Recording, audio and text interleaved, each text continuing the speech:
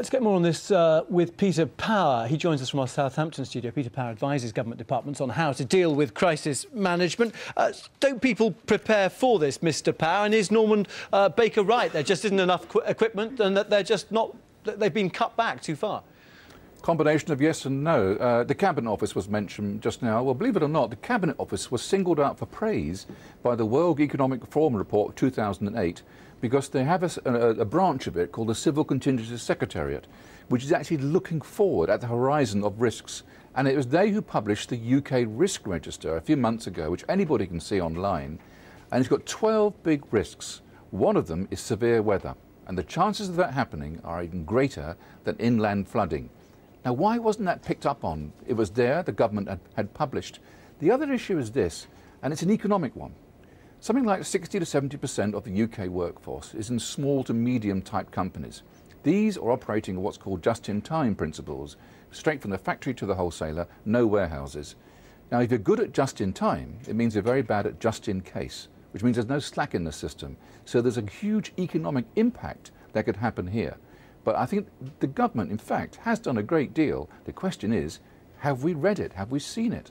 But what about the cost of having all this equipment just standing idly by for 20 years and then suddenly being sort of sprung into action on one night in February?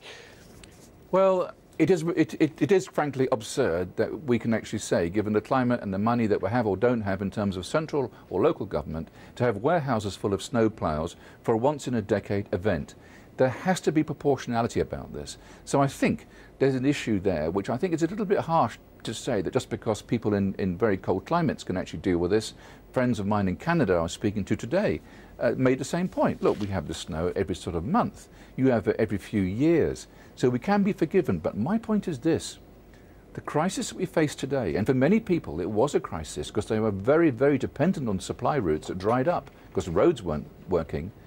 These people can actually suffer remarkably. It's one of these threats. It isn't just the weather. There are 12 big threats out there. And what we saw today, believe me, was more likely than flooding. But of course, we had a huge impact after the 2007 flooding and a great report by Pitt, who actually wrote this very thorough report. So we should have been aware for this. The wake-up call was there, but I think we pressed the snooze button a little bit too quickly. OK, I mean, I take that point. Is there also, though, a question that perhaps, just as in terms of the national character now, we're prepared to give in slightly more easily? I mean, it's extraordinary. This morning, all the warnings on the radio, the TV, whichever broadcaster, oh, don't go on the roads, it's far too dangerous. I mean, I drove in from Oxford, and it was all clear. I mean, do you think that we're just too prepared to give in at the first hurdle? Well, a couple of issues there. One is we're much more risk-averse than we ever were.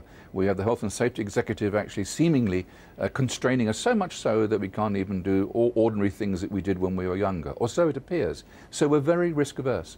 The second thing goes back to my other point about the information that is there, but we don't look at it. Not long ago, the Institute of Directors carried out a survey, for example. How many people thought their mobile telephones would work in a major power outage? Well, 85% thought no problem at all. They carry on working for 12 hours. The government information that's already out there said, look, if they go down, they'll be going out actually within 60 minutes, probably a bit quicker. So the information is there, but we don't seem to be reading it enough. That's the problem. OK, Peter Power, thanks very much indeed for speaking to us.